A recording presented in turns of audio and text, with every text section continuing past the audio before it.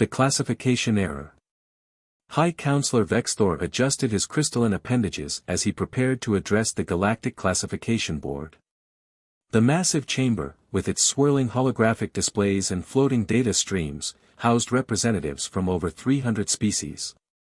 Today's agenda: the controversial reclassification of Sol 3, known to its inhabitants as Earth. Esteemed colleagues, Vexthor's melodic voice resonated through the chamber. I present irrefutable evidence that our initial classification of Earth as a Class 12 Deathworld was a grave error. The chamber erupted in murmurs as he projected a series of human social media feeds onto the central display. Observe, he continued, gesturing to a video of humans cooing at small predators they called cats. These supposed Deathworlders domesticate apex hunters for emotional comfort. They weep at fictional narratives. They celebrate their weaknesses with terms like self-care and mental health days. Ambassador Xrith, a being composed of living plasma, flickered thoughtfully. But what of their documented survival capabilities? Their resistance to environmental extremes? Vexthor displayed another series of images, humans complaining about minor temperature variations, avoiding small insects, and jumping at unexpected noises. These creatures fear their own shadows. They've grown soft through technology, sheltered from their world's harsh conditions. Their ancestors may have been formidable, but modern humans are clearly Class 2 at best. In the observation gallery, Junior Diplomatic Officer Marcus Jensen fought to maintain a neutral expression. The 25-year-old Earth representative had been explicitly ordered to allow this farce to proceed. Let them underestimate us, his superiors had said. It's better this way. He watched as the council reviewed more evidence: humans avoiding rain, using delivery services instead of hunting, and spending hours watching entertainment streams. None of them seemed to realize these were signs of efficiency rather than weakness, of humans mastering their environment rather than being conquered by it.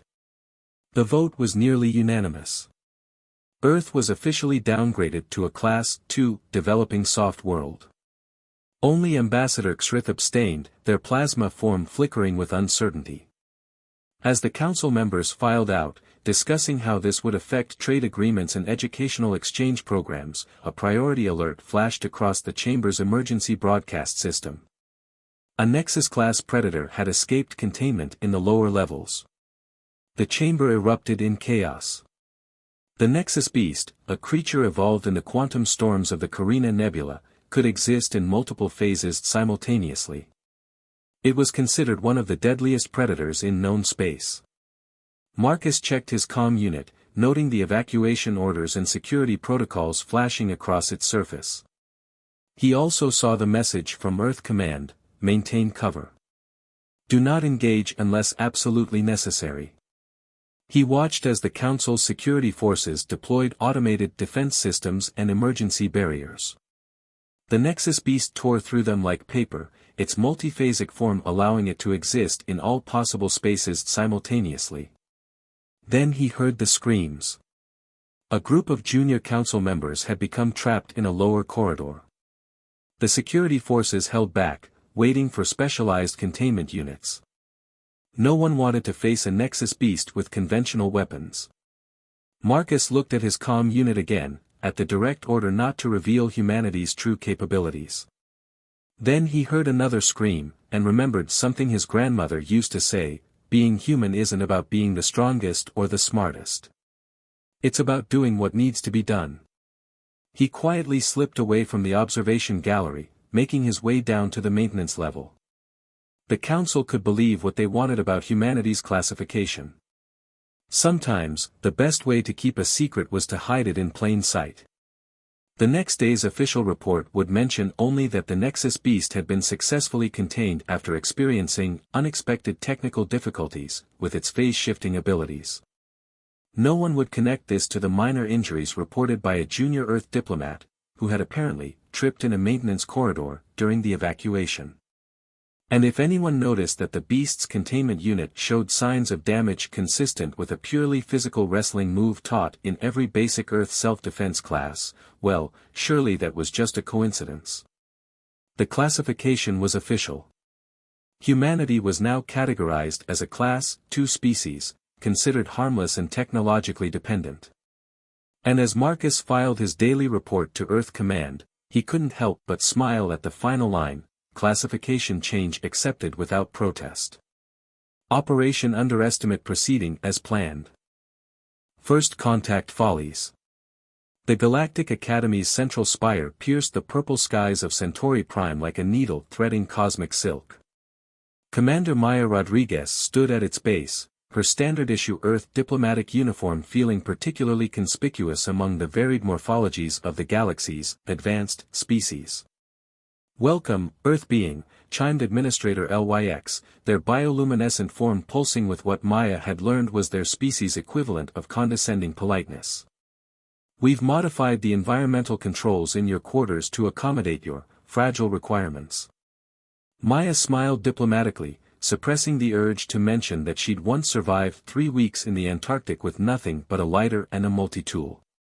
"Thank you for your consideration," she replied, following the floating administrator into the Academy's vast atrium. The massive chamber buzzed with activity as students from across the galaxy attended their first day of advanced training. Silicon-based crystallines debated quantum mechanics with energy beings. Hive-mind collectives shared consciousness with individual scholars. And everywhere Maya walked, conversations hushed and turned to whispers. "Did you hear? They're accepting soft-worlders now. I heard they need environmental suits just to survive standard gravity. Be gentle with the Earth being. I heard they cry if you discuss mortality." Maya focused on maintaining her calm demeanor, remembering her briefing from Earth Command. "Let them believe what they want. Your task is to observe and learn, not to prove anything."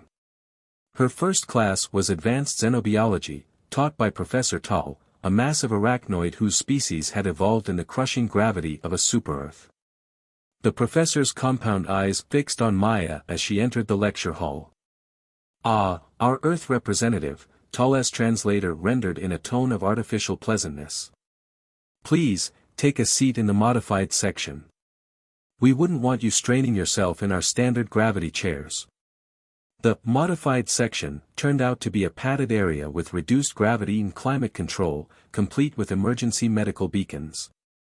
Maya sat down, noting how her classmates gave the section a wide berth, as if her supposed fragility might be contagious. The lecture began, focusing on survival adaptations in extreme environments. Maya took careful notes as Tal described various species' evolutionary responses to environmental challenges. The professor seemed to take particular pleasure in highlighting Earth's protective bubble of technology. "Notice how Sol-3 inhabitants have surrendered their natural adaptations in favor of artificial assistance," Tal lectured. "A fascinating example of evolutionary regression." The breaking point came during the practical exercise. Students were tasked with analyzing and handling various biological samples from extreme environments. Maya's station had been preset with safe samples, rated for Class II species handling. She was carefully documenting a particularly interesting specimen when the accident happened. 2 stations over, a Rigelian student dropped a container of Pyraxian acid spores. The highly corrosive organisms began rapidly eating through the floor, releasing toxic fumes. The classroom erupted in chaos. Students scrambled for environmental protection gear as emergency containment fields flickered to life. Professor Tal's mandibles clicked in alarm as the containment fields failed, the acid spores were adapting too quickly. Maya assessed the situation in seconds. The spores were spreading toward the classroom's environmental control unit. If they reached it, the entire wing would be compromised. The protection gear would take too long to put on properly. She glanced at her Earth Command communicator, with its clear instructions to maintain cover.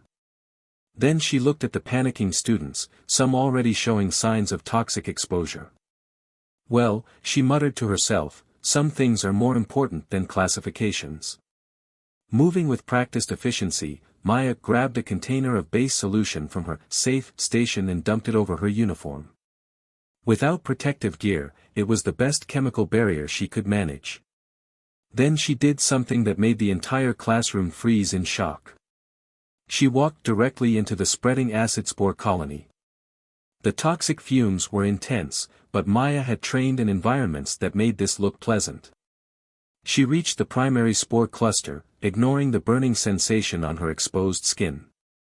With precise movements, she began applying neutralizing agents from her basic field kit, standard equipment for any Earth diplomat, though no one had bothered to ask why Softworlders carried hazmat gear. 3 minutes later, the crisis was contained. Maya stood in the middle of a neutralized spore field, her uniform slightly smoking but her vital signs steady. The classroom stared at her in absolute silence. Professor Tall was the first to speak. That was Pyraxian acid spore concentrate.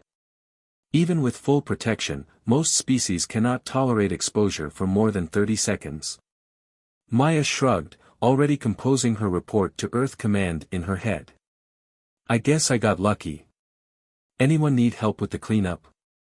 The story spread through the academy like wildfire, though not in the way Maya had expected. Rather than questioning Earth's classification, most students and faculty rationalized her actions. She must have had secret technology.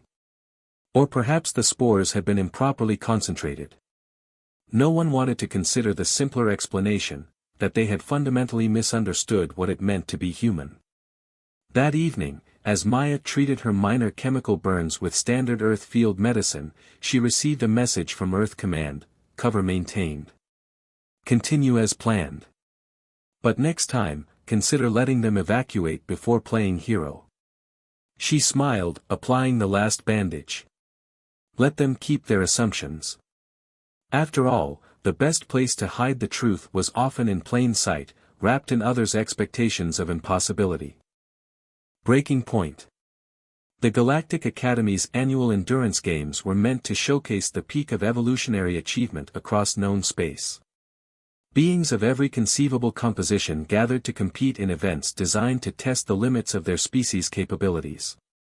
This year, however, featured an unexpected addition: humans were allowed to participate in the modified category. Maya Rodriguez stood at the starting line of the survival course, trying not to smile at the safety modifications they'd made for her. The environmental hazards had been reduced to what the committee considered Earth-tolerable levels. Her competitors, mostly species from high-gravity worlds and extreme environments, shot her looks of concern and pity. Remember, Administrator LYX had told her during the pre-game briefing, there's no shame in activating your emergency beacon. We understand that soft-world species have different limitations. The first challenge was a simple obstacle course through varying gravity fields. Maya deliberately kept pace in the middle of the pack, carefully maintaining her cover as she navigated obstacles that reminded her of basic training back on Earth. The real challenge wasn't the course, it was remembering to look appropriately strained. Everything changed when they reached the environmental challenges. As the competitors entered the climate variation chamber, alarms suddenly blared throughout the station. The facility's quantum core was destabilizing, causing reality fluctuations throughout the station. Emergency protocols engaged, the station AI announced. Containment failing in sectors 7 through 12. All beings proceed to designated evacuation points. The climate chamber's safety systems failed, plunging the competitors into the unmodified environment. Several immediately activated their emergency beacons as the temperature plummeted and atmospheric pressure fluctuated wildly. Maya watched the chaos unfold, mentally calculating how long she could maintain her cover while still keeping everyone alive. The decision was made for her when the gravity suddenly inverted, sending unsecured competitors flying toward the ceiling. Maya instinctively grabbed a support beam, catching a crystalline being from Rigel 7 before they could shatter against the upper bulkhead. How? The crystalline being chimed in confusion. Your muscles should have torn under this strain. Maya ignored them, focusing on the more immediate crisis. The quantum core's destabilization was causing localized time dilation effects. Through the chamber's viewport, she could see rescue teams moving in slow motion, their efforts to reach the trapped competitors playing out like a vid on quarter speed. Listen up. Maya's voice cut through the panic. The emergency pods are too far. We need to reach the manual override for the core containment system. Impossible, called out a silicon-based being named ZWX. The core chamber is flooded with quantum radiation. Even with protective gear, no one could survive the exposure long enough to reach the controls. Maya looked at the radiation warnings flashing across the emergency displays. The levels were high, but she'd seen worse during the Mars colony crisis. Stay here. I'll handle it. Before anyone could stop her, Maya was moving. She grabbed a basic radiation suit from the emergency station, not nearly enough protection for what she was about to do, but better than nothing. The quantum radiation made her skin tingle as she forced her way through the distorted gravity fields. Time moved strangely in the affected areas. In some sections, Maya felt like she was running through thick gel. In others, her movements were almost too fast to control.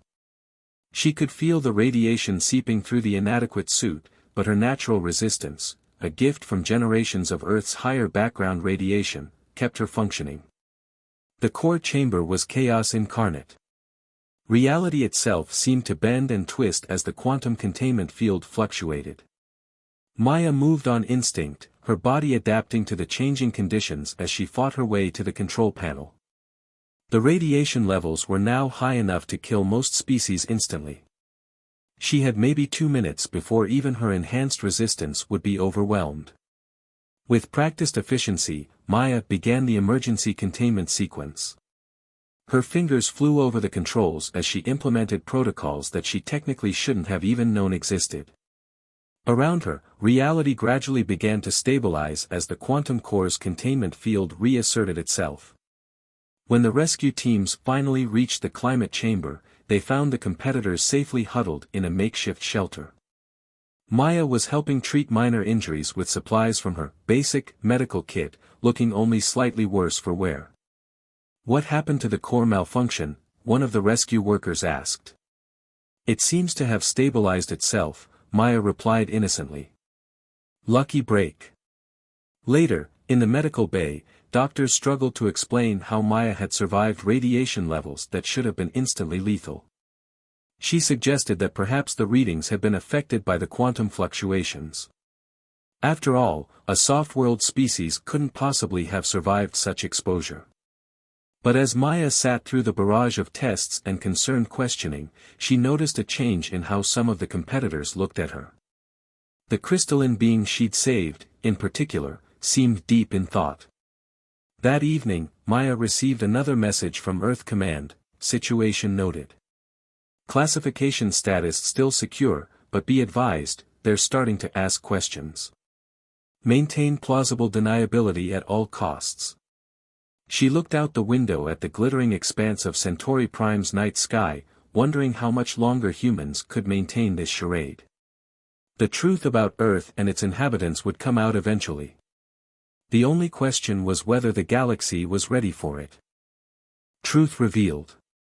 The emergency session of the Galactic Council wasn't going according to plan. What should have been a routine review of Earth's integration into galactic society had turned into something else entirely. Reports were flooding in from across the galaxy, and they all told the same impossible story. High Counselor Vexthor stared at the holographic displays, his crystalline form vibrating with distress.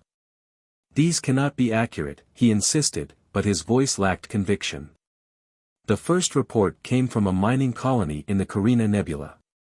A human maintenance worker had survived a 30-hour shift in the quantum crystal mines after a containment breach, without protective gear. The official explanation of lucky atmospheric conditions was looking increasingly thin. Then there was the incident at the Proxima research station. During a catastrophic reactor failure, a human scientist had manually vented the plasma core, surviving radiation levels that should have reduced most species to their component atoms. The human had claimed they just had good timing, but the station's sensors told a different story. Ambassador Xrith's plasma form pulsed with agitation as they presented the next piece of evidence. We've analyzed the environmental data from every human diplomatic outpost.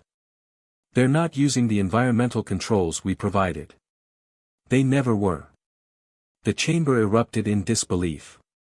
Maya Rodriguez, sitting in the observation gallery, maintained her diplomatic smile even as she felt the carefully constructed facade beginning to crumble.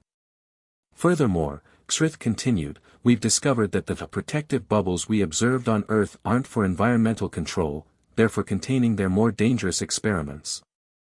The humans have been living in unmodified conditions all along. The evidence continued to mount. A human cargo pilot who had survived 3 weeks adrift in space with a damaged environmental system.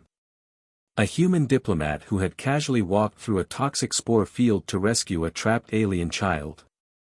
Dozens of impossible survival stories, all carefully explained away with increasingly improbable coincidences. But they're entertainment media. Vexthor protested. We saw them fearing simple predators, avoiding mild temperature variations. About that, interrupted a new voice. The crystalline being from the Endurance Games incident stepped forward. I've been studying human entertainment. What we thought was documentation of their fears, it's fiction. Entertainment. They create scenarios of artificial danger because their real lives aren't exciting enough. Maya watched as understanding began to dawn across the council chamber. The humans jumping at shadows in horror films. Entertainment. Their apparent fear of small Earth predators. A cultural quirk of finding them endearing. The complaints about weather. A social bonding ritual. They've been hiding in plain sight, Xrith realized, their plasma form flickering with what might have been admiration. Every time we saw them survive something impossible, they provided a plausible explanation. And we believed them because we couldn't imagine any species deliberately downplaying their capabilities. The council chamber descended into chaos as more reports arrived. Human construction workers casually operating in environments that would kill most species. Human students in galactic universities setting curved grades in survival courses. Human diplomats accidentally surviving catastrophes that should have been fatal. Maya's communicator buzzed. The message from Earth Command was brief, cover compromised. Switch to Protocol Omega. Tell them the truth. She stood, straightening her uniform. Around her, the gallery fell silent as she approached the council floor. For the first time since humanity's introduction to galactic society, she allowed herself to stand at her full height, no longer playing at being fragile. Esteemed members of the council, Maya began, her voice carrying easily through the chamber. I believe it's time we had an honest discussion about Earth, its classification, and why we chose to accept your initial assessment of our capabilities. The silence in the chamber was absolute as Maya activated a holographic display. Let me show you what a real day on Earth looks like. Not our entertainment, not our social media, but the actual conditions that shaped our species. The images that followed changed the galaxy's understanding of humanity forever. Storms that could level cities, and the humans who chased them for science. Depths that should crush any life, and the humans who explored them for curiosity. Environments that should be uninhabitable, and the humans who lived there simply because they could. We didn't mislead you, Maya explained to the stunned council. We simply allowed you to draw your own conclusions. Every time we survived something impossible, we gave you a plausible explanation, and you accepted it because the truth was more difficult to believe. She paused, allowing her words to sink in. Earth isn't a soft world pretending to be tough. We're a deathworld species that learned to be gentle. We downplay our capabilities not out of deception, but out of a desire to coexist without causing fear. After all, which would you prefer to work with, a species that brags about surviving lethal conditions, or one that simply handles them with minimal fuss? The council chamber remained silent as the implications sank in. Humanity hadn't just survived on a deathworld, they had thrived there, advanced there, and then walked out into the galaxy with a smile and a careful step, deliberately making themselves seem smaller to avoid frightening their new neighbors.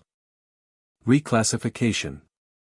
The Galactic Classification Board's archive hall was silent save for the soft hum of holographic displays. The emergency reclassification hearing had stretched on for 3 standard days as species after species came forward with their own stories of impossible human encounters.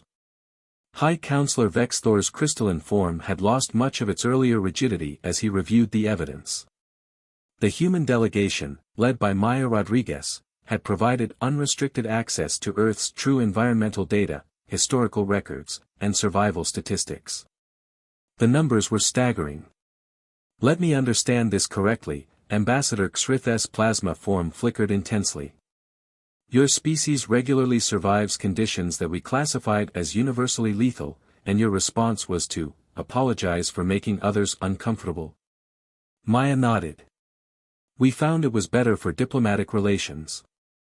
When we first realized how our natural capabilities were being perceived, we had 2 choices: demonstrate our full potential and risk causing panic, or adapt our behavior to put others at ease. The evidence was undeniable. Humans weren't just surviving in deadly conditions, they were treating them as routine inconveniences. What other species classified as extreme survival situations, humans called Tuesday. A Rigelian scientist presented his analysis.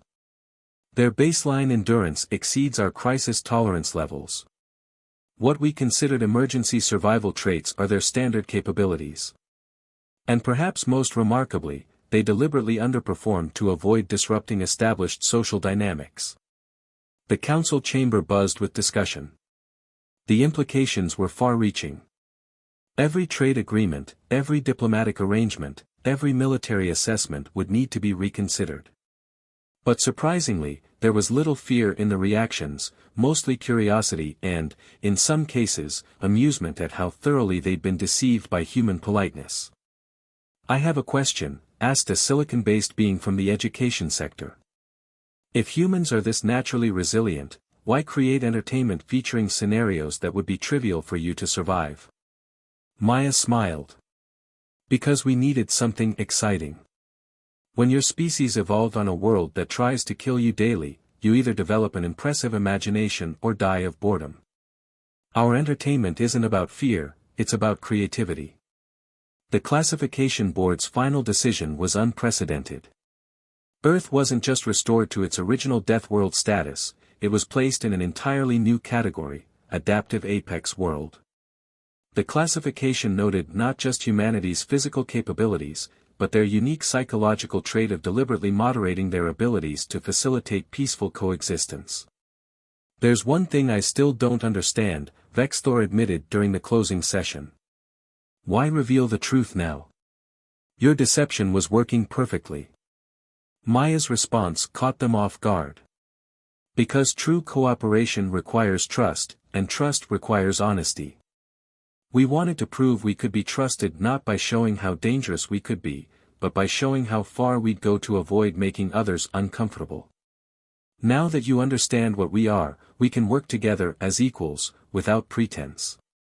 The aftermath of the reclassification brought unexpected changes to galactic society. Rather than fear or isolation, humanity's revelation led to a new era of cooperation.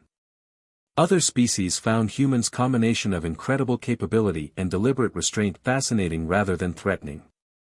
Academic institutions across the galaxy updated their curriculum.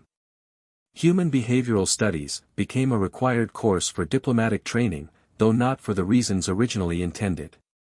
The focus wasn't on understanding human weaknesses, but on studying how a species could be simultaneously so formidable and so careful not to overwhelm others. Training programs were revised to include what became known as the human perspective, the idea that true strength lies not in displaying power, but in knowing when to hold it back. The Galactic Academy's motto was updated to include a quote from Earth's historical records: "With great power comes great responsibility." Maya stood at the window of her quarters in the Galactic Academy, watching students of all species going about their daily routines. The crystalline being she'd saved during the endurance games was leading a seminar on understanding human entertainment, the art of fictional danger. Nearby, a group of energy beings were enthusiastically participating in what they'd learned was a human social bonding ritual, complaining about perfectly survivable weather conditions. Her communicator buzzed with a message from Earth Command, mission accomplished.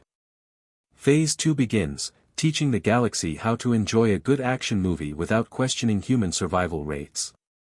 She smiled, remembering all the careful acting, the deliberate stumbles, the exaggerated reactions to minor inconveniences. It had been worth it to build trust first and reveal capability second. Now, finally, humans could be themselves, superheroes in plain sight, not because they wanted to show off their powers, but because they'd proven they knew how to use them wisely. The galaxy had learned an important lesson. The most remarkable thing about humanity wasn't their ability to survive anything, but their willingness to pretend they couldn't, just to make others feel more comfortable. As it turned out, that was the most human trait of all.